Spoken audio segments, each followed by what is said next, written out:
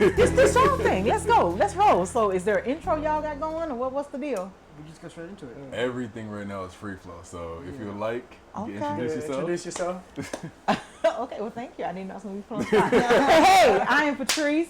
I am the owner of the 3S Movement, other words known as the Seed Sowing Sistah Movement. We specialize in mental wellness workshops and mental wellness services in the community. Hey. Now, do you want to introduce Patrice from the 305? Patrice can't come out right now, but we'll slide her in there every now and again. We ain't gonna put her in there at this moment. So, what I'm loving about this whole scene and what y'all are doing is that y'all free flowing, but you're freestyling. But tell me a little bit of how GTG, because for those in the building who may not know, GTG got their stuff going on. They came in here and like shut it all the way up, and I was like, "Ooh, look at this! I'm feeling real official right now. Feeling real official." So, talk to me about GTG. What do they do, and how does it help with mental wellness? Yeah, that's you. Grind Time Global. We stood for something when we first started it. We were talking about our issues and how we needed to work on improving ourselves, and the name even says it, it starts with a grind, and everything takes time, and we want to go global with it. We want to help everybody all over the world, and that's our main thing. That's what GTG stands for. It started back in July of 2020, and it was actually a random phone call that I gave him one day. We were both battling with a similar addiction, and I'm trying to tell him to look over there when you talk, because that right there is Okay, so look right there. that's what I'm talking to you. Yeah. we're keeping this in as bloopers. That's okay. I listen. That's exactly what I was thinking. I'm like, okay, this is a part of the flow.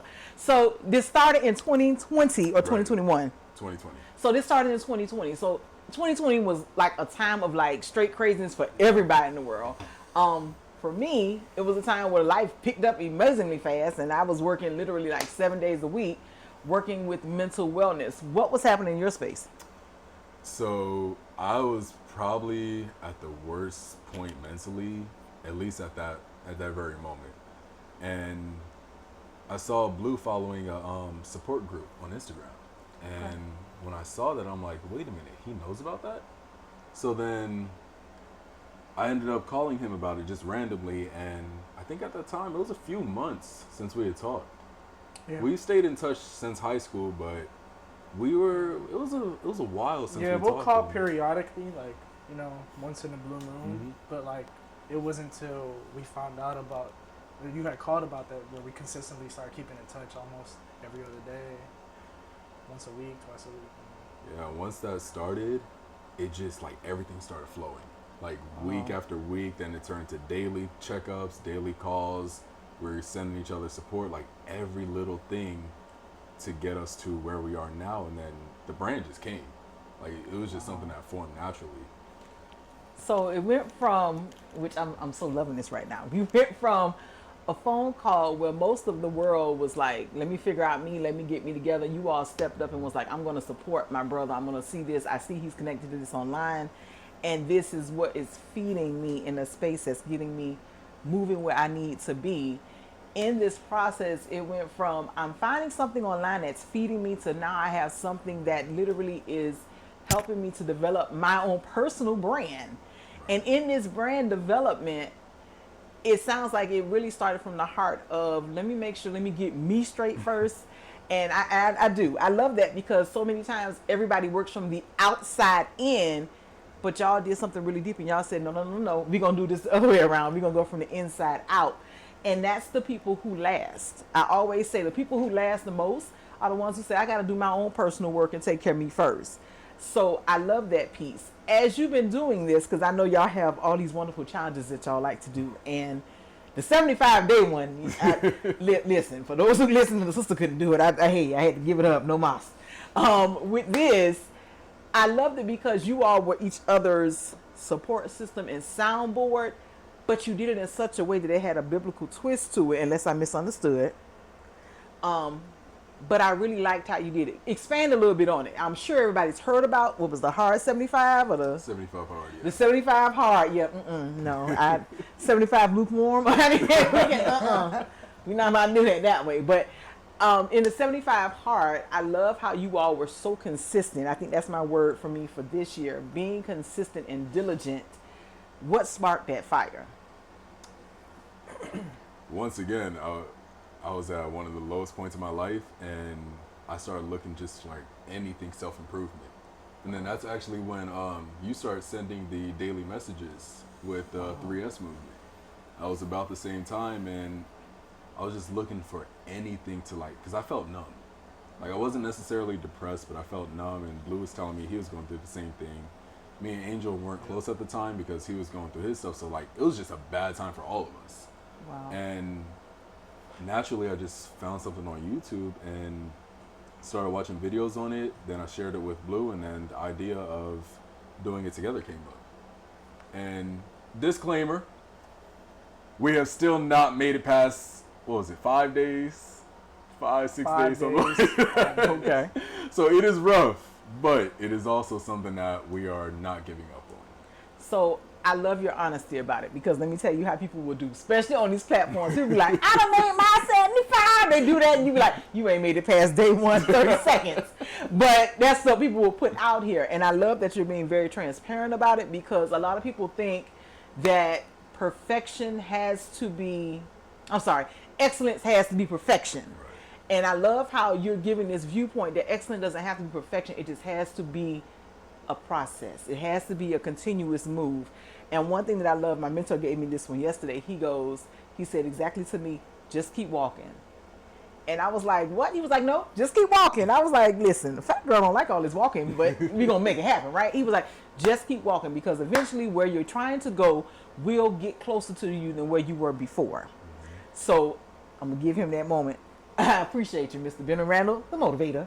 I appreciate him giving me that piece about just keep walking. And you know, I have to say this, it's kind of shocked me, because I didn't even think the morning words were making any difference, not just with you, just with my whole little group of people. So much was happening in everybody's life. Right. And I've been sending those out since about 2013, when a girlfriend of mine was battling cancer. And I just got up, I would just do them. And I tell people, my process is just me. Get up, I get in my word. It don't have to be long, it just have to be consistent. You got to have something that connects you through your day. That's the thing that works for me. It may not work for everybody. I hope it will. I want y'all to join me if you do. But, you know, in that process, that's what keeps me grounded. I have other people, they do scriptures, they do poems, quotes, they do other things that keep them engaged. But we want to get in the habit of having that morning moment, those quiet moments when the world is not like right here, when you can just say it's me and my creation, my creator. That's me and my creator's time. That's me and our time. And he's focusing with me and I'm focusing with him. For somebody else, that's that quiet time to say, you know what, let me get my mind right before I get into this day. So I love that piece. So thank you. You have now given me a whole new set of encouragement, because I was like, yeah, ain't nobody really paying this no attention, and you know, they ain't really seeing me. So I appreciate, because that gave me an extra win. So like, okay, you gotta keep motivating, keep doing, get your thing out here. So I gotta flip the camera for a minute, because now hold on.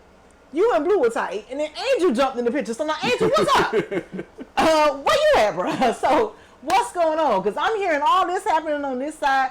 You know, I'm hearing Nehemiah saying he was in a low space at this point. I'm hearing Blue saying this. What was happening for you? During 2020?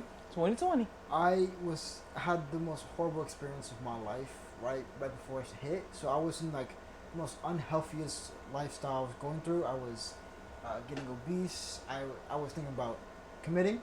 I was in the worst space of my life that I've ever been in. I was failing school. Even though it was online, I was failing school. I was failing everything I was doing, and I couldn't talk to people. Like I couldn't open up. I couldn't see people the same way. I lost a lot of friendships. I lost a lot of trust in people during that time too. And it was just horrible. And even now, I think back at those times, and I just tear up thinking about like what happened to me and the experience that I went through. It's something I can get past it now, but like knowing me back then, I would have just sat in the room in complete darkness and just cried. So I was going through so much. A span of 3 months. Wow. So you had what I call a banner year. when things seem to happen and it just comes back to back to back to back, and like, and I will say this, you said you said I can get past it now. I hold a different viewpoint. I don't say get past it, I say get through it. Because everybody wants you to get over it, make it, that kind of thing. But everything ain't easy to get over. And you really struck me when you said I didn't feel like I had anyone I could talk to. This is why I push vent sessions. That's one thing I tell everybody. Everybody needs somewhere they can vent and say, whew, I need to get this off my chest. Venting is different than counseling. Venting is just getting it off your chest for the moment. Counseling is going deeper and having those conversations, maybe on a weekly basis, maybe on an every other week basis, maybe on a monthly basis. But having that soundboard, that person who doesn't know you, who doesn't know all, as I like to say, your olives, your other players in your story, right? But that person who's going to say, I'm going to be an ear for you and help you get to where you got to go. In that process, because we're now 4 years later, have you made it through?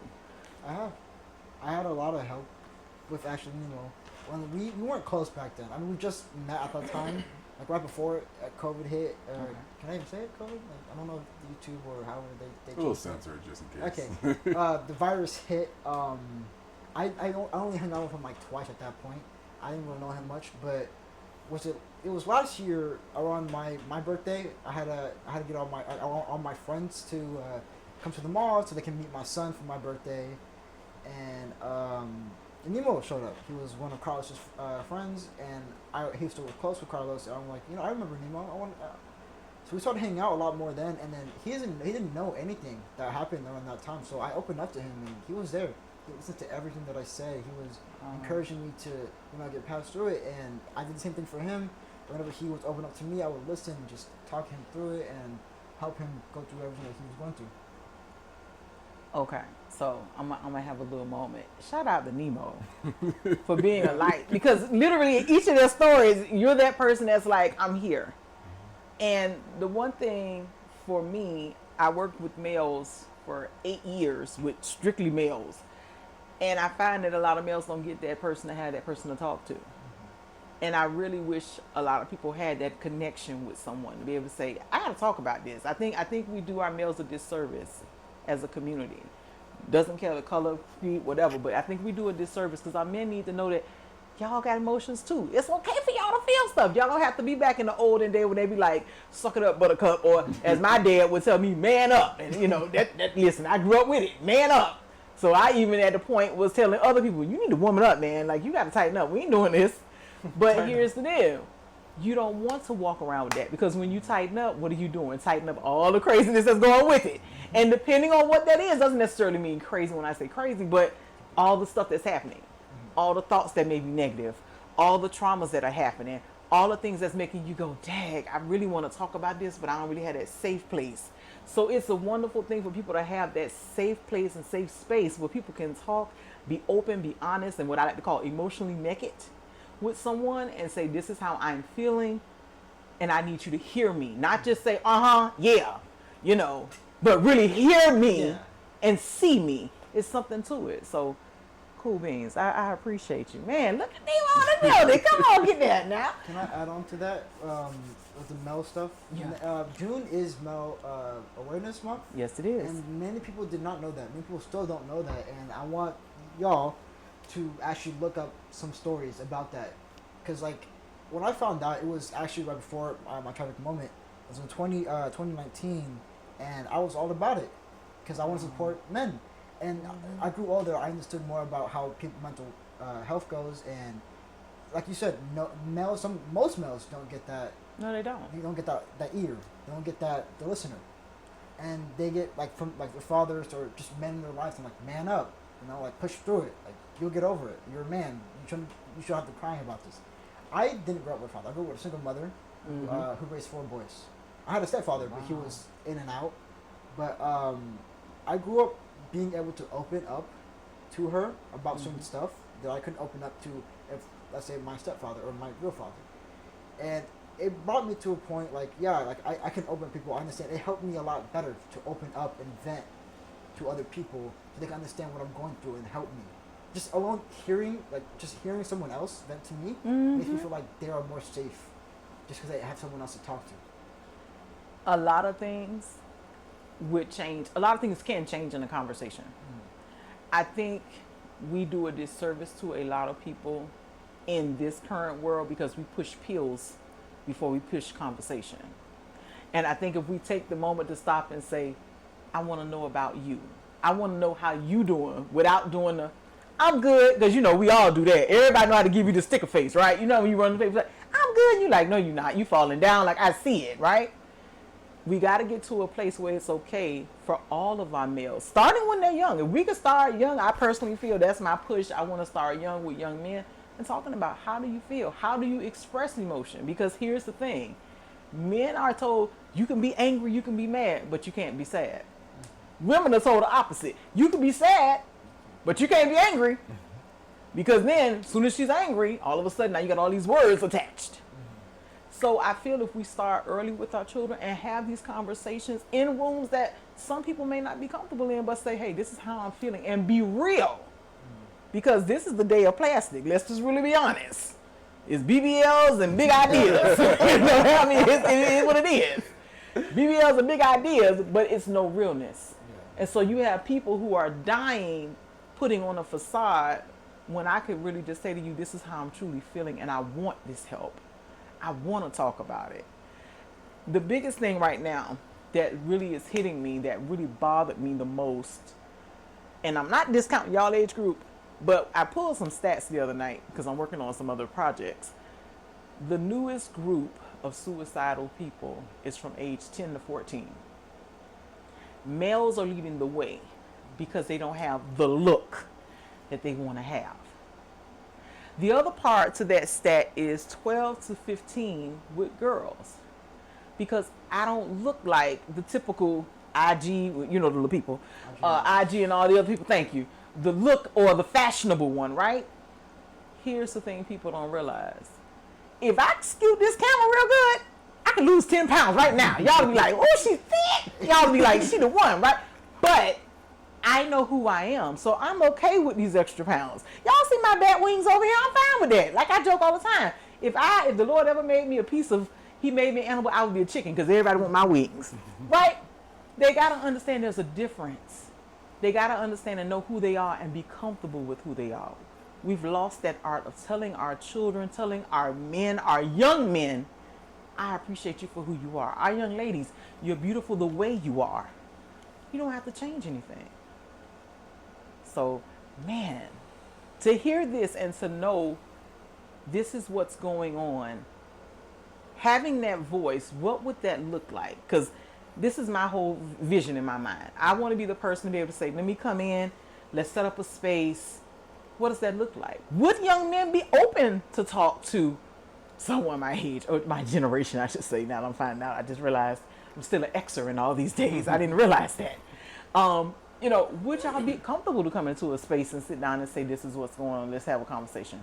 Thinking about like how I was when I was around that age is when COVID hit. I'm 17, about to turn 18 next month.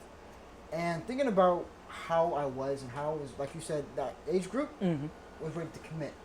Wow. And I was ready to commit. I had thoughts about it. I had ideas. I was setting stuff up to commit. So you actually had a plan in place? Yeah. I had everything I needed to do. I had a note and everything. Thinking back to how I was and who I knew who would also do the same thing, I don't think many kids were taught to be open or to understand the older generations, am I going to say. Because when we were growing up as kids, we were taught respect your others. But when we come to that pre-teen age, we start learning that others don't respect us. So we won't respect them. And it's I experienced it myself with many adults when I was younger. Even now, if I get disrespected, I'm not going to respect you just because you're older than me. I'm going to show you respect because you show me respect. It's a two-way, not a one-way. Okay. So, in my opinion, I think some will be able to open up and be okay to talk to someone and other generations. But I think some others will think either it's a trap, that get them in trouble, or it'll be a just overall bad experience for them, and just they think it'll be dumb to try. So you brought up something I hadn't really thought about. Having it feel like a trap. And I guess for my side, I just want to be able to help. So how can I make it a comfortable space so people don't feel like it's a trap? What does that look like? Am I going? I mean, what does that look like? When it comes to my stepbrother, my stepdad and his mom are not good parents when it comes to mental health and just that side of parenting itself. And they put him in therapy, and they would get told by the therapist to like tell him, have him do this and have him say this, have him think this, and he figured that out early on. Figure out that his parents are trapping everything, and so now on when he goes to a new therapist or someone like even me, he won't open up to me even after all these years. I told him that I don't like his parents, for many reasons. That I'm here to listen to you. He opened up once about a lot of stuff, and that's the end. I've never heard of that ever again. He doesn't bring it up. Even when I want to try, he doesn't talk about it, and it hurts because he thinks that I'm like everyone around him is just tricking him into getting him in trouble by his parents. And one thing I can say, I know if you're listening, you're a horrible mother. He abuses him for any reason she can find. And as a father myself, he would, okay. So he used to share a room with our younger brother. And his younger brother forgot to put a sock up when you were cleaning up. He got beat for it. For a sock? For a sock. Just one single sock. And it was, let's say that's like the hamper. It was right next to the hamper. I remember that day because I was there. I was there for that room. I was in that room, and yeah, it was just one sock right next to the hamper. I had to be left at the house because he got whooped. I can hear him crying through the window. And not on top of that, she would use stuff because my older brother and I are not related to that family at all. Gotcha. She would use stuff on us because when she found out that I had a kid, she would use that against my mom and try to use that against my family at all, overall. But that would seem like she's ignoring her children, trying to focus on other people's children. And it's like, if you're gonna parent, don't focus on people's children. Like I get it, sometimes you got to. But when it comes to your own kids, like learn to listen and understand their side. That's like the key point when I come to like him overall. So, I will say this: there's no manual to parent, right? I have not had any children. I have not popped any children out. Let me put it that way. But I don't raise orchards of them, right? In that regard, I do believe having that listening ear and having that person to say, I hear you, and not doing the precursor, come to me when you need, and you trying to fish for everybody else stuff, right? Makes a difference. Because once you have those conversations, it opens up those doors that when things do happen, or I'm feeling I could get in trouble, I have somewhere to go. The other part of that is knowing what's available. Everything, and I say this all the time, everything is not a beat or child offense. I mean, I grew up truly in the era of we gonna get a belt. They used to have songs, BELT, like they would jam out. They would be walking and popping and going into it and dancing. And their whole thing was, I grew up with the adage of memory and leather and memory go well together. I remember that clear as day as I'm saying that to you. Yeah, it goes well together. That means if I had to get that leather on you, you're going to remember what the reason is. But part of that is it taught two things. It taught me either how to sneak and be better at what I didn't want them to know, or it taught me to get a little bit faster and make sure I can get up out the door before they get the leather going. Never really worked on the second part. But in that piece, we have to know what's a conversation and what's worth having a little bit of extra tough love, because everything is not that. You end up killing, how do I want to put it? You end up crushing a child's spirit because you don't know how to stop and say, I need to take 5. I'm frustrated. Let me walk away and then I can come back and deal with this. Because a lot of people don't realize they parent in anger and frustration, not out of care and love. Let me put it that way. I think when we get to that piece, it'll make a difference. I also think if we have conversations with our children so they understand what they're doing incorrectly, or demonstrate. Because for some people, you could tell me all day, I've always been that kid. You could talk to me till the sky was blue. But if you didn't demonstrate it to me, I'm looking at you like this. What? What you want me to do? What? Like literally as y'all was setting stuff up, you noticed what I was doing. I was watching. because I need to understand how does this work, right? But every kid is different. Just like every fingerprint you have is different. None of them gonna be the same. And even on your second hand, they ain't gonna be the same. That's how you deal with your kids. There are gonna be some things with your kids. They're gonna be, and you have a baby. How old is your little one? He's about to turn 2. So he's about to turn to. Ooh, you getting ready to get into a fun stage. I'm already there. No, I'm already there. Ooh, you gonna have fun. You have a mini teenager and a 2-year-old body. It's gonna be fun. There. He's bad. But even in that, be careful in how you label, because when you say stuff like that, that's stuff that walk with babies. So I always tell people, don't say the child is, say that is not an excellent choice. That way he realizes I can change up my choice and get a better response. So in that piece, you want to show him, demonstrate those pieces. That's what I do with Carson. He does stuff, like a lot of stuff. He bites. That's a key thing. Yeah, he about to get kicked out of daycare. And scratches and hits. And everything under the sun. As a 2-year-old does. Yes. That's what they do. Like I said, he's already got that terrible twos, people call it terrible twos. Uh-huh. It's more of like, he wants attention. That's what it is. But what I do with him is that I don't hit him. I don't spank him. If I would have to, on a hand. Right. So it's not like, it's not going to leave him poo, it's not going to mark her, it's not going to really hurt. Gotcha. It's something that he understands in his head. When it comes to like, let's say, when he dumped all the toys out in the living room, when my little brother, my big brother, was playing with the toys, like he dumped it like right in front of him, ruining his set. I said, Carson, don't do it. I was talking to him like, Carson, don't do this, do this. I was saying, pick him out, put him away. And I would tell Carson what to do, and he would listen. He might not speak, but he understands. He understands both languages, English and Spanish, which is incredible for a 2-year-old. I don't get it. That's very normal. You realize the best time to pick up languages is in 2 through 4. Yeah, but I don't speak Spanish. That's why I'm confused. Ah. He's half Puerto Rican, part Cuban, part white. Okay. So his mom is Cuban white. A white Cuban. Okay.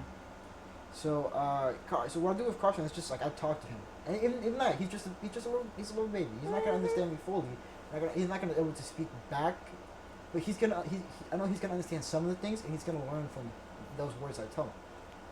And it's something that I wish that most people did now, and more people did back then when I was a child. Because seeing someone parent versus being a parent is completely different. Mm-hmm. And I understand some points of what they do. I understand why they do some things. But if you don't take your time, like you said, take your time to think of what you should do to, I don't know how to phrase this, but for your child to understand that this is bad or this is good.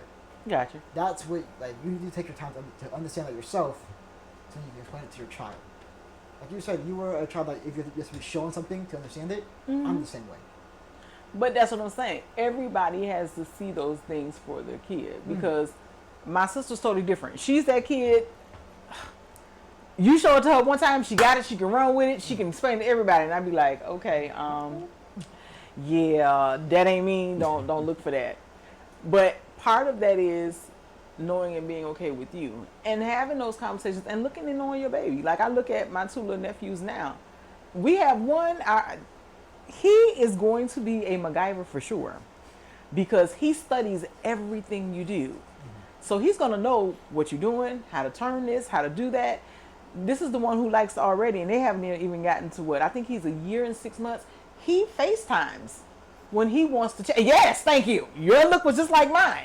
What? Yeah. Oh no. Answering a phone from a big like. Hi. He will touch until he sees my face, and I'm like, what? And I was like, why is the baby on the other side of the phone? She was like, oh, he just wanted to talk to you, and he will do that.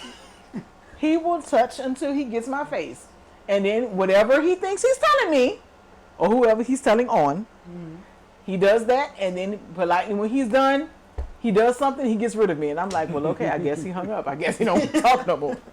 But the other baby is different. That baby is not one that's gonna do all that. That baby's like this. Oh, you talking to me? So he's gonna study your mouth. Yeah. Because he wants to be in conversation with you. But it's getting to know your babies as they grow. You're gonna find 2s is gonna be wonderful. You're gonna see how they're gonna want to push limits. This is what happens. I'm telling you, getting a teenager in a mini body. You literally are going to get a teen in a mini body. They're going to want to push. They're going to want to push and be a little rebellious. You're going to tell them no. They're going to tell you it's mine. You're going to say give it to me. They're going to run. It's going to be all kind of fun. But the beauty of it is that's a part of them learning and growing. And also it's a part of you learning and growing as a parent. So it's going to be a beautiful experience. Just like with your babies. You know this. They have all kind of excitement and wonderful stuff, and they're gonna ask 1,000 questions, and they're gonna ask you, "Why is the McDonald's saying green? What is it? Yellow, Daddy? Why is the sky blue?" And you gonna be like, "Lord, I don't even know how to answer all of this stuff." But I'm asking with him. I'm asking him with him. How do you? I don't know either. How do you know? but that's a part of their learning. I feel like the main thing I've been picking up, I know I've been kind of sitting back in silence, I've just been observing. I feel like a lot of the parenting stuff in general, it just takes a lot of mindfulness, and it's easier said than done, but patience. Being able to take a step back and say, like you said, take that 5. You might not have 5 if you're working with a 3 or 2-year-old, but take a step back for a second and just say, okay, how can I assess this? How can I parent this? What they just did, they spilled this morning. Janae peed all over the floor. I got up, I was like, oh my gosh. Oh, literally, those are the words coming out of my mouth. I looked at Janae, she had pen marks all over her face, on my couch. I'm looking at Jania, she has the same thing. Immediately I wanted to just pop her, but I was like, nope. She already did it. She's not gonna understand just yet. So I cleaned up, I got my head together. I took a step back, I analyzed everything. I knew from there after I took that breath that I'm like, okay, she's being artistic. She saw me and Nemo getting artistic, making these shirts last night, so they probably wanted to get in their zone, okay? And then Janae, knowing her, she's in her 2s, she's trying to learn how to put her clothes on, take her clothes off. She's trying to learn how to potty, so she went right in the middle of the kitchen floor, and she decided to bless you a little bit. That's all. She just blessed you. I kind of explained to her, but I'm a victim of it too, because after explaining to her, I kind of had that shutdown in my mind. I didn't know what to do, so I ended up just popping her hand. I was like, you don't do this, you don't do this. In reality, I feel like I could have explained more. Could have been like, hey, this is why you don't do this. I could have been more firm about it. I didn't have to pop her. I feel like that popping wasn't unnecessary.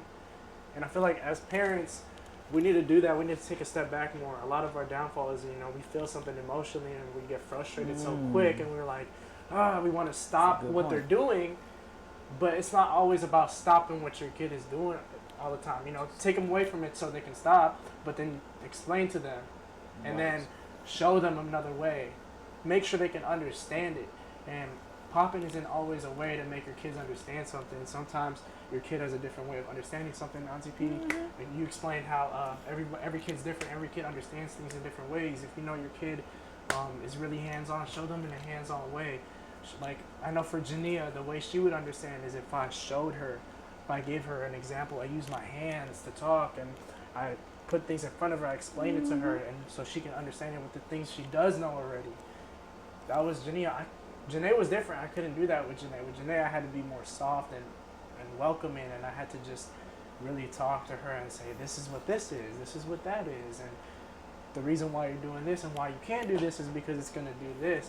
But Jania was a little more different. So, but I love the point that for you, like you said, you're realizing 2 babies, 2 little girls, but you also seeing they're 2 individuals. Where a lot of people, and I'm going to just speak from my age group, it wasn't like that. These are 2 kids in my house. This is it. We do this type of parenting over here. They better get it together. And here's the thing. It might work well for one child, but for the other child, it broke their complete spirit. So now, when they go to try something, now it's like, I don't even want to do it because this is going to be a big issue and it can be a big failure with it. The other part of parenting is not just the thing of leather and memory go well together. What do you say to your child? Because that's the biggest thing I'm noticing with a lot of people. What people have said to them in their past has been the thing that has been, as I like to call it, the record or CD. I'm aging myself bad right now. That replays those comments people don't think about. Those things that people say in anger, in rushing or harshness or whatever. Or, you're going to be like this. And, we've all heard it. You're going to be just like your daddy. Or you're going to be like your mama. Or, you ain't going to never do this and that. We have to be aware of how we speak to each other. Because just how we speak is what we're going to see in our children. You ever heard the, what is it called, self-fulfilling prophecy? If I speak negative to my children, and I'm sorry, I'm gesturing at you, but if I speak negative to a child, right? What is that child going to hear every time they go to attempt something? They're going to hear a negative background voice, whether it's me or someone else. But if I speak to that child and say, you know what, I'm so proud of you, you did amazing. Guess what? That child going to be like, I can try it all. Man, I can do this, because I know somebody's going to tell me, you may have not been perfect, but you at least tried it. We want to start feeding that, period. And I do believe that. I believe you feed that to people daily. That is just one of my things I believe we all should feed into people. Everyone needs a positive word in their day. Everyone needs to hear something that says, I'm going to encourage you. I may not know you. You might be like, I don't know who the little lady is, but she at least left me with a word of encouragement. That's what the goal should be for each and every one of us. I think there should be a balance when it comes to encouraging people or Okay. complimenting people, because I started doing that when it comes to random people. Whenever someone comes on the road and then they're like, are happy or something about it, I'm like, yeah, you go get it, like stuff like that. Okay. But there should be a balance. I've seen people who take it as like, yeah, I'm gonna get it. Yeah, that's me. That's a good way. It's like, Okay. yeah, I can do it. Most people who are spoiled about it, like, I don't need your thing. I know I got like have it. Oh, the entitlement. Can I show something to the camera real quick? The entitlement piece. So guys, I just want to show you something. This shirt is a representation of me. So there's a big heart here, it's broken, and there's a bunch of tiny little broken hearts. So what this stands for is, if you're broken, as in if I'm broken, you spread that brokenness to everything else around you. And this is an example of everything I'm spreading it to, and I spread it to other small things in my life. And it starts with the little things, and that's what the splatters are. Those splatters are the little things and the little decisions that I've made in my life. And it's a representation of that. So it all starts within the self. It starts with you. And all of it takes a lot of healing and time and patience. And it's a representation of Grind Time Global too. So patience is a big thing that, we're speaking on. I'm picking it up on it more as we have this conversation. So just want everyone to know that as we look into, these t-shirts, possibly might have a few limited ones coming out. We'll see. I think that's an excellent way of. No, I think that's an excellent way of seeing it. You gave a really good visual. As you were saying that, all I could think of was the little foxes, the little things we don't think that make a big difference, but they end up kind of having a tidal wave effect. Those little things that we think, oh, if I say this little thing, this person, and like you spoke about, somebody who's being extra entitled, oh, I got this, I don't need you. But for somebody else, they need that word. And that's what the shirt kind of shows. It's like me right here and a bunch of all my little decisions. And even though it's a bunch of little bad decisions, it spreads out over time. And then it spreads on to other people, and you're breaking other people's hearts, or whatever the analogy may be here. And then it starts to become a really big thing. So a lot of people focus on making big changes all the time, but really it starts with the small things. It starts with yourself. And it's about the little things that matter. I like how you put that. I always say it's many steps. So like my little thing is, it's just like a fun size Snicker. Little changes happen through that. Like for example, everybody who know me know I love an almond Snicker bar. Now, does that mean I'm gonna give up my Snickers? No. But if I cut down from eating 3 full bars, and say, okay, I'm gonna do a snack size or a fun size, I still get that same sweet effect, but I don't go back and do something that's gonna be a major crazy decision for myself. Like it should be the other way around. Like it's going down.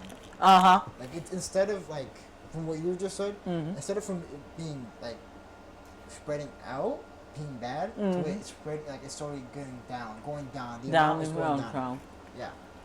And it takes a little love to do that. Yeah, that's smooth. That's a good way of That was putting it. smooth. It's almost like the saying "hurt people hurt people." Exactly what it Exactly. is. This is what that represents.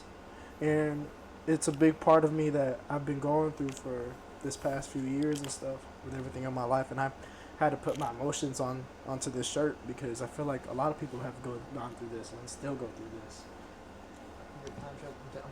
So I don't know if you want to chat about this real quick. I don't know y'all time is running, but you mentioned something. You said it was something that you worked through at a time.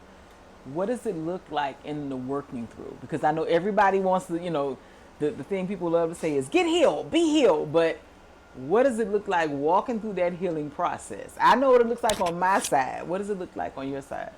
From my side, it was a lot of crying. It was a lot of coming back into my old ways and getting out and trying to find a better way and relapsing. A lot of it was relapsing. A lot of it was crying. A lot of it was getting stuck and thinking about the motions and trying to find a way out. A lot of it was just trying to break the pattern and grieving. And a lot of it was really just me trying to find a way to cope too. So I feel like people don't want to talk about that. A lot of people want to keep it simple, but it does take a lot of acceptance, and it takes a lot of being able to say, I'm not okay.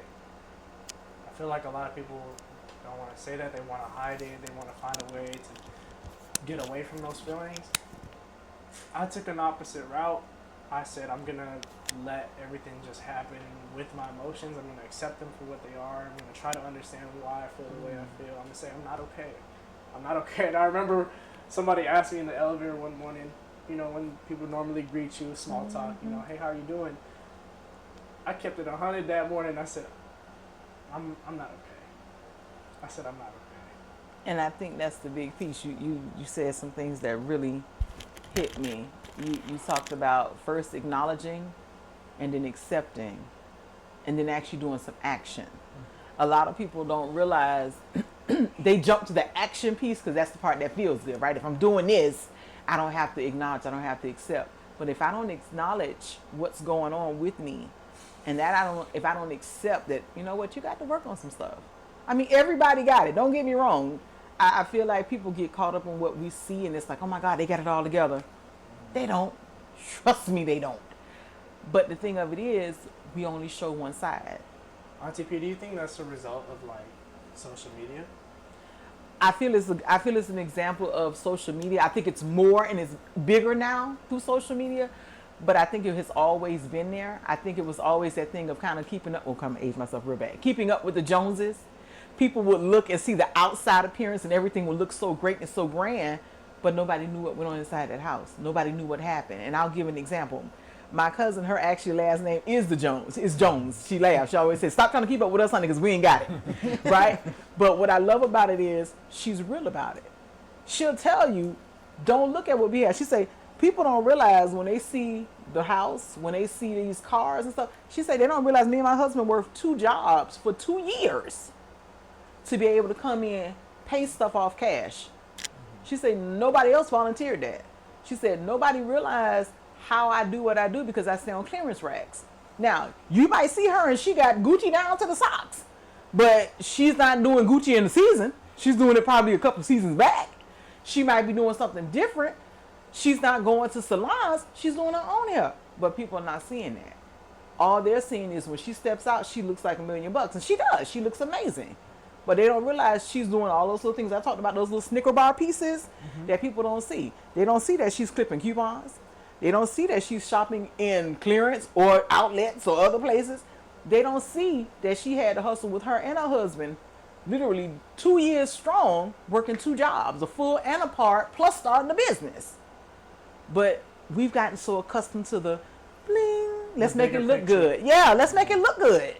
Just like when you look on social media and they tell you, have 10 grand by 30 days or 30 grand by 30 days. And you're like, if it was this easy. Then why haven't I already done that? Thank you. Think about it. With your cousin, right? That was your cousin? Mm-hmm. Her husband. How do you think their mental health was for those 2 years? Stressful, probably angry, probably a lot of stuff they had to deal with each other, stuff they had to deal with alone. I know they were probably going through a lot for those 2 years, trying to work those 2 jobs, trying to be as successful as they can be. For those 2 years, they were goal focused. That was all they talked about. So it's kind of like how you see on my wall, I have like my prayer boards. Yeah. She was one of those people that stayed in front of her. That vision was there. So she never moved off of that. Now, once they knocked that out, they was like, you know what? We did our part. We're going to rest. And they made it purposeful to rest. That rest included, I need to go see somebody. You need to go see somebody. We need to get us some time away so that we can be recharged as a couple. Because a lot of people don't do that. They just feel, well, I'm with this person and we just got to grind, grind, grind. Yep. You got to be able to have a grind and grace. There's a difference. Grind and grace. I'm quoting that. Huh? I'm quoting that one. Grind and grace. And the reason why I say that is because we're so quick to grind. Don't get me wrong. I understand that. We love the grind part. We talk about that all the time. I got to grind. I got to grind. But you also got to give yourself grace. Because every day is not going to be, I feel like going 120 miles an hour. Some days you're going to be like, I just want to stay in the bed. Maybe if you like me, you might want some Fruity Pebbles. I don't know, right? But for somebody else, it's being graceful enough with yourself to say, you know what? I didn't get everything on my to-do list done yesterday, but I still made progress.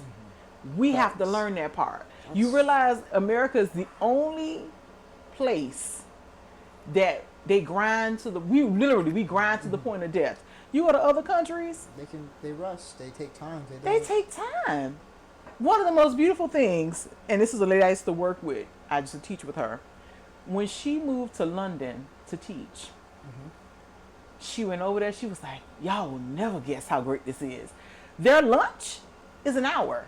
You get your 30 minutes to eat, you get your 30 minutes to sleep. So that you can come back and be refreshed to come deal with other people. So you're not snapping on people. You get time to take care and be with loved ones, and it makes sense. We have to get to the point that we realize that money is not the end goal. It's a good goal, but it ain't the end goal. You know what I'm saying? I've worked with people in a lot of my life. I've never heard somebody say at the end, I wish I would have worked more. I've heard people say, I wish I would have spent more time with family. Maybe I wish I should have took that opportunity to go deal with this person or be with that person. But we got to do those things. And I do agree, like you said, while we're grinding, we're on it. And sometimes a lot of us will say, my mental health has to be to the side. Actually, that's one of the main reasons I'm happy I'm leaving the military, because their mindset on us in the military and the Coast Guard is, you're under our contract. Meaning, no matter how many hours you work, you get paid the same all around, all year round. And right now, where we're at in the service, we're workhorses right now. Get the work done. That's pretty much it. There is no excuses around it. If you don't get the work done, there's repercussions. And it's like, you have people working 12, 18 hours to get the work done, having to take the computers home, can't take their lunch, have to eat while they work. They can't speak to their families, they can't take a time to even just look out the window and take a breath of fresh air, look at the sun. And I'm not going to say every day is like that. It's like there's other days that are like that. It's multiple days that are like that. But it's like, I notice it's a common theme in the military and even in the regular 9 to 5s and stuff. But I really preach on the military right now because we're struggling and we're hurting in the Coast Guard, and I'm just seeing that a lot of people in my base alone are leaving the military for very specific reasons, but they're all very similar to that. And it's just the way the lifestyle is, with the workforce. It's about work, and grinding, but can't keep doing that if you don't have a time to rest up and rebuild that energy to grind and keep grinding. And I feel like that's what I've been going through too, not just with the military, but with everything else surrounding my life. I've always had this grind. So when things finally hit the wall for me, I'm depleted, and now I'm like at a breaking point where I'm like, I don't feel like doing anything now. I'm tired. I have no energy. I don't know where to start. And I've been through that recently with everything that was just burning me out. Nemo has witnessed me like frustrated and thinking way too far into the future of everything and trying to. I'm just stressing about things that haven't happened yet. Haven't even happened yet. Stressing about things that haven't happened yet because I'm worried about everything else instead of what's happening right now. And instead of being present. Being present, exactly. And I think that's a part of society. When you realize, and this is a big piece I'm going to kind of wrap on. When we talk about being present, we don't teach that.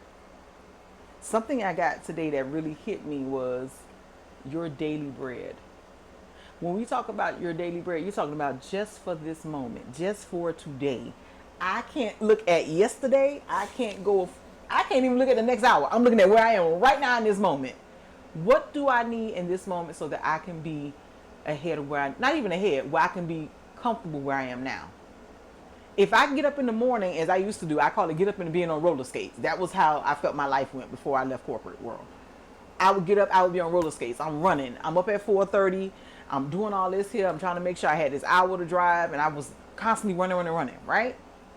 But then when I finally got to the point where I was burned out, like 4 fried chickens left in the fire overnight, burned out, still on, burnt out because I didn't take that time.